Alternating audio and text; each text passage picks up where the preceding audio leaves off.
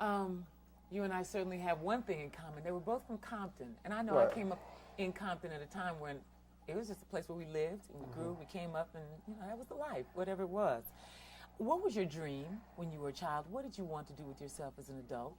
Before I tell you that, I got to tell you something. I got to correct it. See, I'm from Compton. You lived in Compton. It's a difference.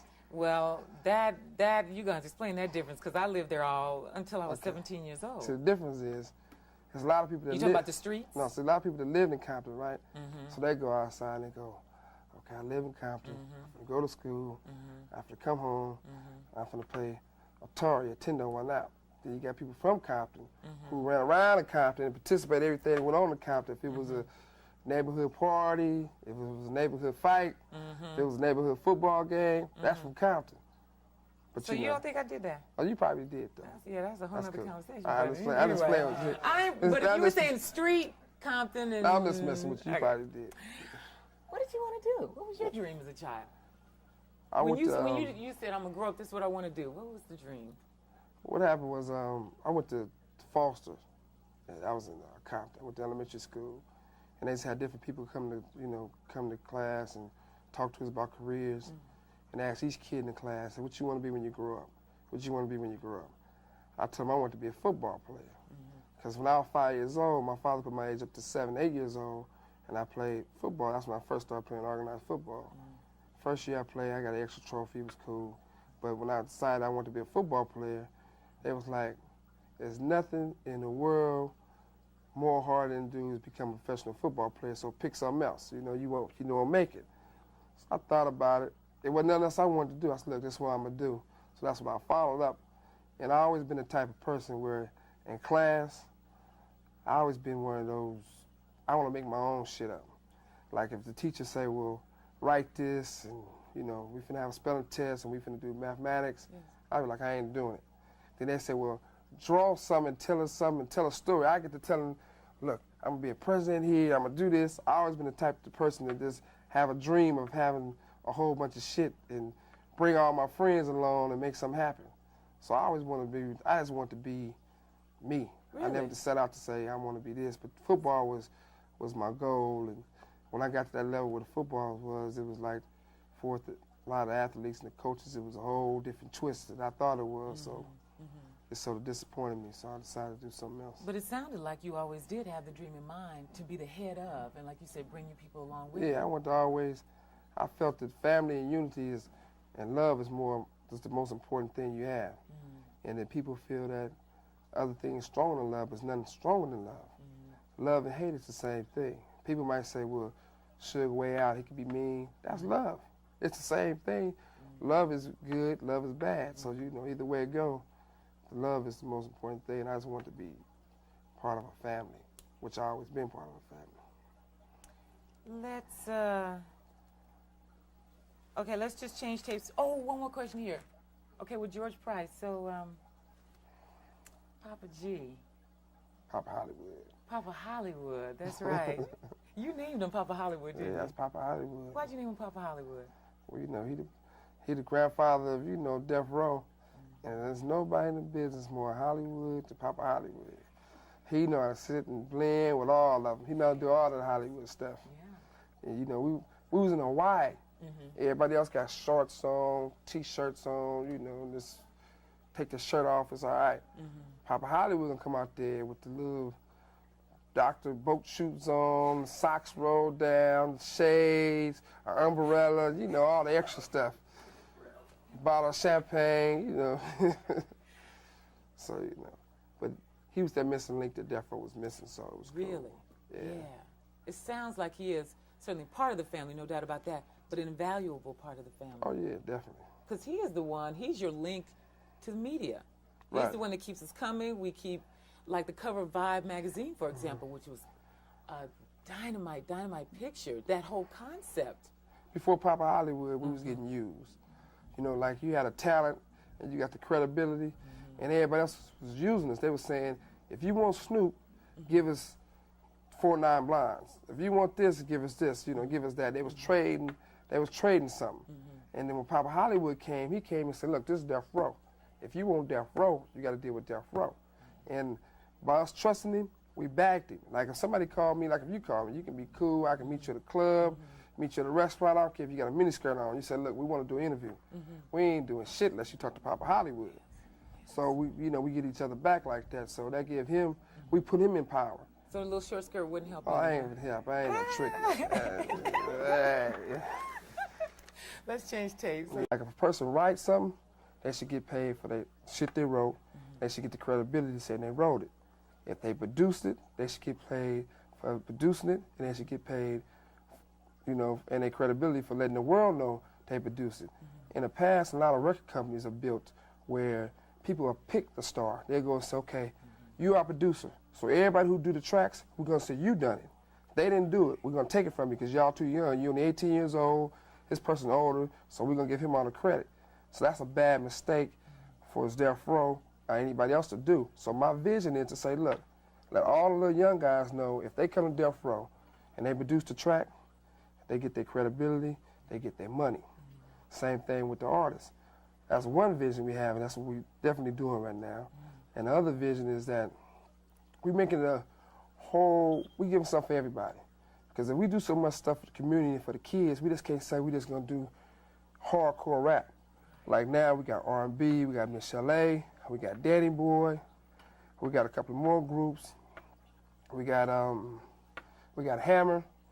You know, that's saying a lot. Yes. I mean, because you know, one of the things my vision with Deathrow going to be the people who say what's good and what's bad. Because a lot of times people will look at an artist or look at a producer and say they're not happening no more. It's over with. So we were sitting down and it was a conversation even with Hammer. I felt, and still felt, that Hammer was the best entertainer in the business.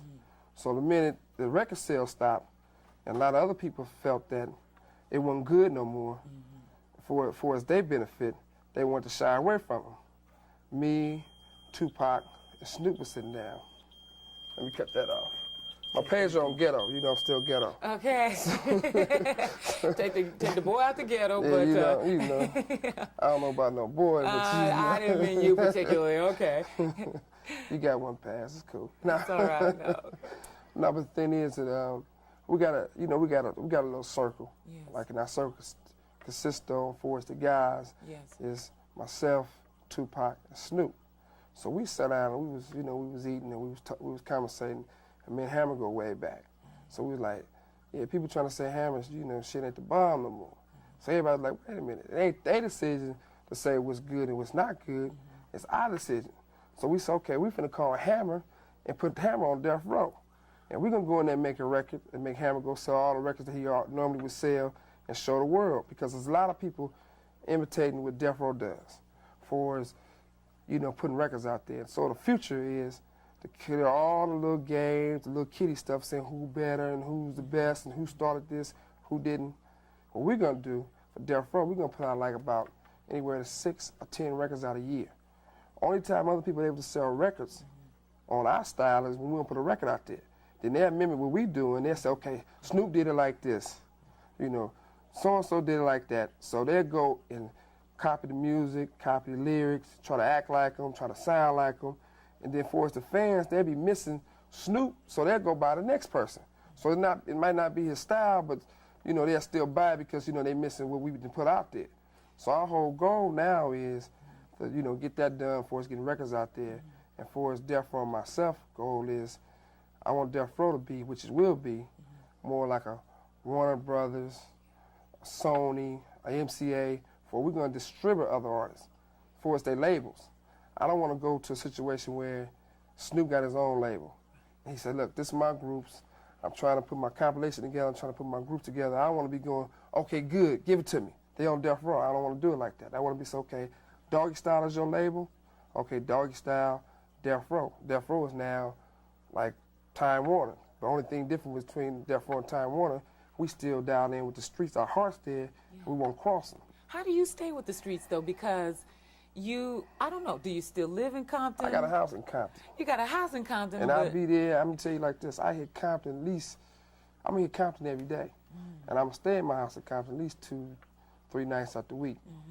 So I ain't one of those people. It's not difficult then to stay in contact with where you came from. No, how you going to be scared of something that you are? And I'm not saying being afraid. Yeah. I'm just saying, you know. How you gonna be too good at something where you came from? The talent is in the ghetto. When I say ghetto, I'm a ghetto nigga. Period. Right? When I say ghetto, I don't mean tore down, ran down, because there's a lot of money in Compton. It's people have more respect for their cars and the way they dress in Compton than they do in Beverly Hills. You get people in Beverly Hills, you can look at the awards. People in Beverly Hills with money, they might show up there with jeans on, toe up, and shoes. They don't care. You get people in Compton, when they come to work, they finna be clean. Those girls finna take, if they counting checks, if they, whatever it is, they have finna be done, they finna look good. And every person with money, who they want? They be feeding off those ghetto women with that pretty look, natural beauty. Let me ask you something. That currently, you know, there's one group of people that would love to use as an excuse, white people won't let me do this, that, and the other. I see none of that in you. Can you talk to us about entrepreneurialism? You are a true capitalist. You don't seem like the kind of person that walks into a wall and says, the wall's here, I can't go through it. I think you make a door when you come to a wall. Can you talk to young black people, especially the ones who feel like somebody is holding them back? Ain't nobody holding nobody back. You gotta look at something.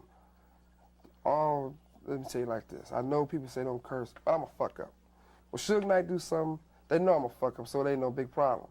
Now, if a fuck up like me can do something and make it, anybody can make it. All through from school, from elementary to high school to college, people looked at me a certain way.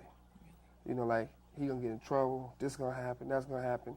And I feel that, and I felt that I changed my life around and made it work for being an entrepreneur. A lot of people try to put a color thing in it. Yes. You know, they be going like, well, they don't want me to make it because I'm black. Right. In the music business, it's prejudice, but it's not black and white. It's young and old. Because, you know, the older people used to be the ones where say, oh, you got some groups, you want to be an entrepreneur? Give me all you got, give me your money, and I'll put your stuff out. I mean, I knew some of the people who they call themselves legends in the music business who've been the biggest disappointments in the world. And I used to never say nothing negative about them, no interviews, no nothing, because I felt it didn't matter.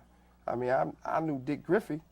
Now, I knew Dick since I was a youngster. And when I used to come to Dick with groups, he said, okay, I want you to loan me some money first, number one.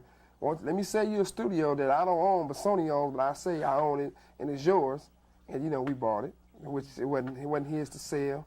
Then he'll turn around and wait till you get all the stuff you got done for his discovering the Snoop Dogg and make sure he had money for his being there with the studio with him, make sure shit go all right. Then he'll tell you, well, I don't believe in rap music. I don't want to deal with no rapper. I don't want to deal with a DJ Quick. But all of a sudden, when it hits, he want to turn around and say, give it to me. It's mine. I want it. So it leaves a bitter taste in your mouth when it comes to for as older black men in the business, because I wouldn't say men, males, because these clowns who call themselves men ain't no, you know, they ain't no man. They males. They walking around trying to take from the, you know, the youngsters and turn into their wealth, because they went Hollywood and got out of touch. So, you know, you got to deal with a lot. When you're a young entrepreneur, you finna deal with the older black men in the business that try to steal what you got. You finna deal with the women who's gold diggers who trying to take what you got. Then you finna deal with the guys who's jealous of you, who try to lie on you and put you in jail. Then you got to deal with the police who might be jealous of you, who try to put you in jail. So you got a lot on your plate to deal with. But if you stay true to yourself and be a man about it, if you're a man and you're a man of God, you can deal with it. Right now, I ain't saying I want to go to jail. But if I went to jail, you ain't gonna see me up there crying. You ain't finna see me hanging myself. You gonna see me in jail calling home saying, everybody all right? Y'all got some money? Everything good? That type of stuff. So that's the type of things that we up against and we got to deal with. So it's sort of crazy. Yeah, you should be out encouraging young people who, because I get tired of that talk about we can't do it because somebody's holding us back. And then we see examples like you, and we're like, wait a minute, somebody's got to be right. Either you lying or they're lying. Right. So it's very interesting. But one of the things I said, not to cut you off, is a lot of the entrepreneurs who make it, it's not really the youngsters' fault. It's our fault. It's my duty to go back and get them some game and say, look, I made it like this. Because majority of the people who make it, they didn't come from the ghetto. They weren't no street brothers. They was like, they do it for a gimmick, and I hate that. I hate to see a rapper. I hate to see an entrepreneur. I hate to see somebody who grew up in a all-white neighborhood, our middle-class area, right? Never participated in nothing, no drama, nothing for us growing in the ghetto. College graduate, there's nothing wrong with being a college graduate. I did it. But they was one of those straight A students, you know, everything was perfect. Then all of a sudden, rap come out. They want to dress all kind of ways. They want to call themselves a gangster. They want to call themselves a street person. They want to say, you know, it's a problem with Deathrow and Suge Knight and Snoop and Tupac against me. It's a war. That's the most craziest thing I ever heard of in my life. I get no stripes for slapping a female. I don't hit women. Or I'm a prayer on the week. So how I'm a war with a guy who ain't no man? You know, I don't have nothing against nobody out there who doing their thing. You doing your thing, you do it. But don't do an interview and say, well, the biggest war is between Deathrow and my company. Deathrow on a whole nother level. If they had a problem with us, we don't have a problem with nobody. Everybody know where we're at 24/7, either at the studio or at the office. If there's an event going on, we're going to be the first ones in the front row having fun. At the Super Bowl, we're going to be there betting, cheering.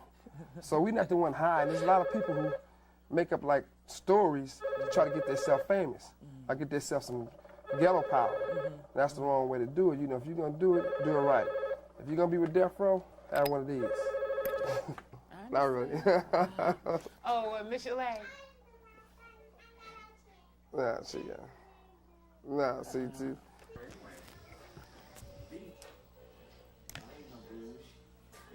We all about the track and then parts putting down. Well, you know, it's too tight, so Yeah, it's going to be straight. So that's pretty straight. We're going to go in there probably next week. I got the We're going to do a video in a couple of weeks, man. You know, we're going to hook it up. Hook it up. Let's see, we're going to get ready to do for the movie shit, though. So you can see Deathrow got the movie things popping. Everybody else doing this music, we got the movies. We got 2 strikes, none left. 2 strikes, none left. Ghetto politics. Movies. Check them out. Deathrow Films. We know, we doing some movie shit. That's interesting. I know I'm listening. So the thing that we doing with movies, like we doing 2 strikes, none left, right? It's gonna be starring Tupac and Snoop Dogg, and the concept of the movie is gonna be an action comedy, and you know, like the 3 strikes is happening everywhere, all around, everywhere, right? So that's what's going on. But see, they gonna get out of jail, and like everybody gonna be betting against them, saying how long they gonna stay on the street before they go back to jail. So they're gonna be trying to do everything they can in the world to keep them going to jail. The person who writing the movie is DJ Pooh. Tupac writing some stuff in there. Snoop got some input in there. And there you go. He got some input in there. And you know, Pooh the one did the whole thing on Fridays. Yeah, I know. But they stole it from him though. Yeah, but I was gonna say, I saw Fridays. You know, that was his worst work. Cause he got some way better stuff than that, but he did the whole thing from Friday, but they took it from him. So, you know, they didn't give him all his credit. So, you know, once again, you know, Deathrow gonna make sure he get his credit and make sure it's served. Definitely doing that. How do you feel at home? Oh yeah, definitely. I mean, me and she'll go back 10 years, so, you know, it's another day. I'll let you all have just a little more conversation and then we're done. Right. You're not really doing the audio anyway, huh? No, you're not Mike. That's why I don't want to get too much. If you talk to him, I can pick it up. If you're talking out this way, he's still Mike. So just a little bit more, and we just get a little shop from the single, and that's it. Right. So, Albert, you know, everybody talking bullshit, but you fit Deathrow because you wear the right jewelry. You love cars like us. That's right. You like to work hard. That's right. And if you see you riding with Oakland, you going to Oakland. Hard Oak Town. And you know, we got over here, we got Compton, Long Beach, good old Watts, and South Central. Hooked up with 619 Dago. Oh, that's right. There you 415 510. It's all hooked up. Penitentiary hookup, huh? Penitentiary hookup. All right, cool, man. Ghetto time.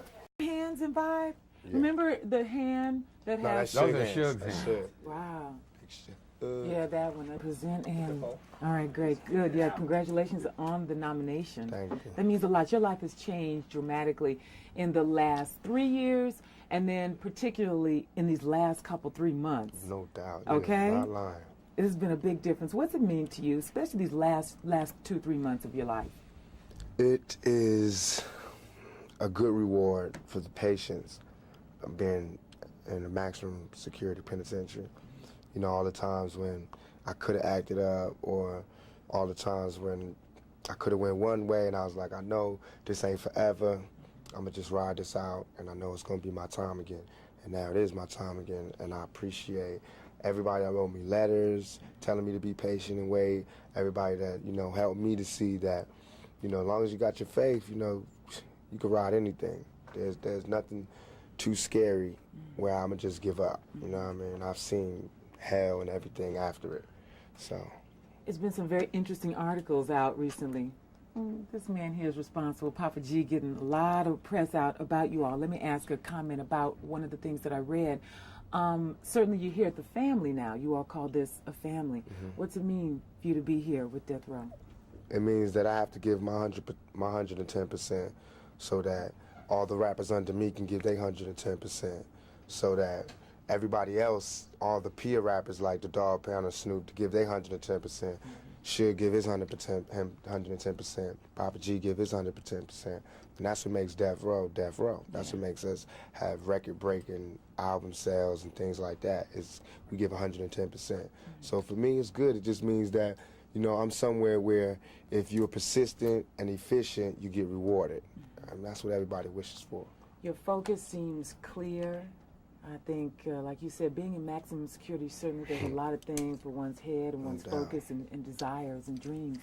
You come out, you hear a lot of controversy going on right now about rap, just Time Warner dropping Interscope and a lot of things that have resulted from people saying it's a bad image, it's bad for young people. Tell us your comments on that. I said so many comments on this, but basically it's a hypocritical view, because what you're saying is it's okay for us to live in the dirt, in the gutter, in less than human conditions, but it's not okay for us to tell people that we're living in these conditions. Everything was cool, you know. The ghetto was okay. It was habitable until we started talking about exactly what were the repercussions of living this type of lifestyle. What happens when you live in this kind of environment? What type of person it changes you into?